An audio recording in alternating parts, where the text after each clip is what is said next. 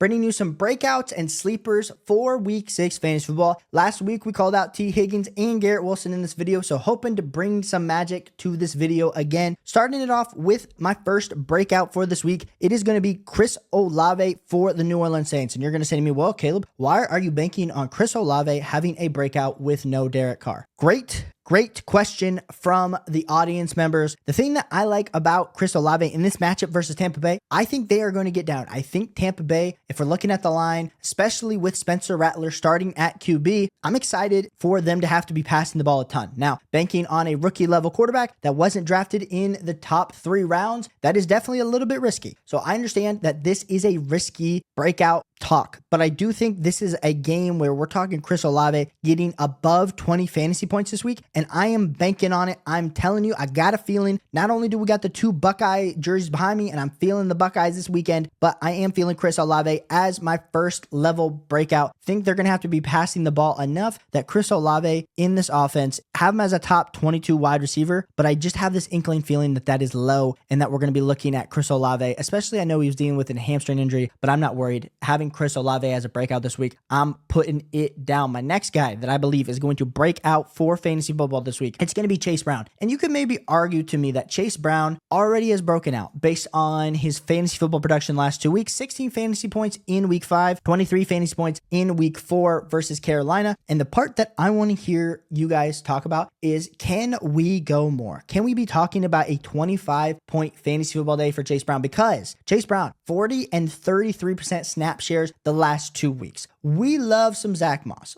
On the channel, we said it was the thunder and it was the lightning between Chase Brown and Zach Moss. But Chase Brown has proven that he is more electric, not only as a receiving option, but also does have the rushing upside. So I continue to believe that Chase Brown is going to eat more and more into this Cincinnati Bengals rotation, into the fact that he's going to be getting a 50% snap share. So if we've seen him do what he's done on a 40 and 33% snap share, if his snap share goes up, even if it goes up to 43 or 45, we could easily see him have a 25-point fantasy football day. And that's what I'm banking on versus the Giants, which is a great matchup. They have a nasty front 7, but the Bengals do have great weapons on the outside, and they will be dumping the ball off a ton to Chase Brown, which makes me excited. And that is why I have Chase Brown as a breakout headed into week 6. My next guy that is going to break out for fantasy football, it is going to be Bucky Irving. And Bucky Irving has shown flashes. I hear you. Bucky Irving really has shown flashes. And last week, that fumble that he had versus the Falcons really solidified a lot for Rachaad White going forward. And Bucky Irving only had a 43% snap share. Still looked way more explosive to me than Rachaad White. I know Rachaad White had that huge long run that is going to boost up his overall yards per carry, but 9 carries for 44 yards, 4.89 yards per carry, had 2 targets and 2 receptions. I think we're talking about a Bucky Irving over 15 fantasy points, which is going to be a breakout for Bucky Irving going forward. Absolutely love this matchup versus New Orleans. We talked about how they're going to get up in the second half because of Spencer Rattler being the quarterback. I think it benefits Chris Olave because they're throwing the ball a ton, but I also think it's going to benefit a guy like a Bucky Irving, as I think they're probably going to see, hey, what do we got in Bucky Irving? Can he solidify and run the ball down the stretch? Give me some Bucky Irving as my next level breakout. My 4th breakout for this week for fantasy football, it's going to be Christian Kirk for the Jacksonville Jaguars. And if you are a Christian Kirk owner, you're probably saying, thank you, Caleb. Thank you. As much as it started off slow, 4 and 0 fantasy points in week 1 and week 2, 15, 19, and 12 fantasy points the last 3 weeks. I'm writing it down right now. Christian Kirk for 21 fantasy points versus the Chicago Bears. I think we're probably talking about 10 to 11 targets, 8 receptions, 70 yards, and a total touchdown. And I'm pumped to see that. And if we just did the math in the head, you're going to say to me, well, Caleb, that's like barely 20 fantasy points. How is he going to get further? I think there's a chance that it even gets more. I'm excited to see what Christian Kirk can do. As much as we're seeing Brian Thomas on the other side eat next to Christian Kirk, I think this is a Christian Kirk game versus the Bears. Have him as an ultimate level breakout heading into week 6 fantasy football. Now, let's talk through some sleepers. We all love talking through the breakouts, but let's talk through some sleepers because we do have some buys this week, and it could be pushing you to have to make some pretty rough start-sit decisions. And the first guy that we want to talk about as a sleeper for this week, it is going to be Braelon Allen for the Jets. And Braelon Allen, to me, continues to look like the better running back in this New York Jets backfield. We talked about Breece Hall earlier this week as we think he's a great level buy. But when we're looking at Braelon Allen, 5 and 3 fantasy points the last 2 weeks in that 36 to 26% snap share range.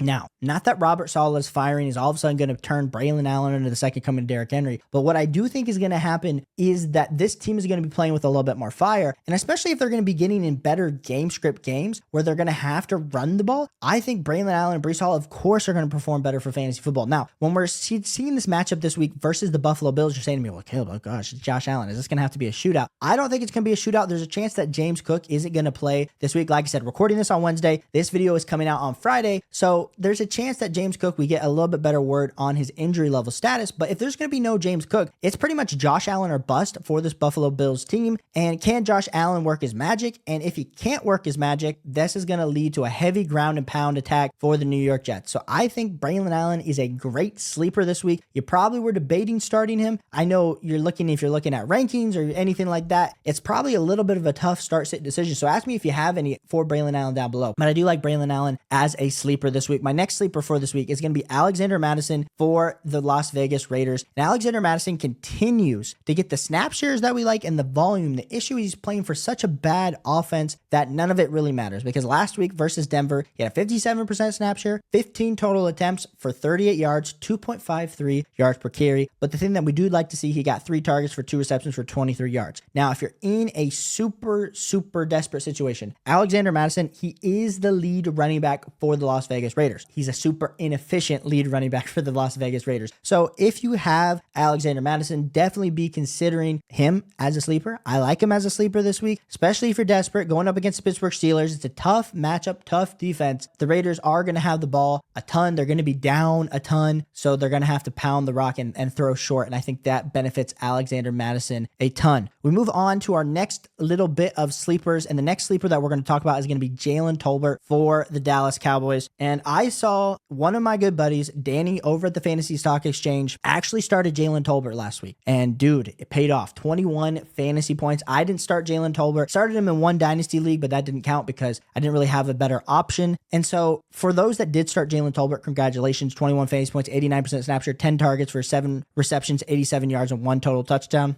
And Jalen Tolbert's kind of been quietly having an okay season. 14 fantasy points in week 2, 13 fantasy points in week 3, and then 21 in week 5. And he's had some down games. But I think this matchup versus Detroit, we talked about how it's a great game for a guy like a Jameson Williams yesterday when we're talking about must-start players. But when we're talking about a sleeper, Jalen Tolbert 100% needs to be a guy that if you're desperate in a flex situation, did you throw Jalen Tolbert in? And honestly, we might need to continue to push Jalen Tolbert up our rest of season rankings just because of how he's performing. And someone's got to perform next to CeeDee Lamb. They're throwing the ball a ton with Dak Prescott and Mike McCarthy. So got to give some Jalen Tolbert some love as a sleeper for week 6 fantasy football. The next sleeper for week 6 fantasy football is going to be Keon Coleman. And we talked about how we're recording this. We don't know if James Cook is going to play this week, but in week 5 versus Houston, Keon Coleman had 5 targets for 1 reception and had 1 total touchdown. So 11.9 fantasy points off of 1 play is not what you always love to see, because that's not a great efficiency metrics. But I do think Keon Coleman is continuing to get more comfortable with Josh Allen. And if we're looking at the overall depth chart right now, I mean, Keon Coleman is starting to get more snap share than Mac Hollins, which has kind of been his biggest player in his way to actually see the field. So I just want to continue to,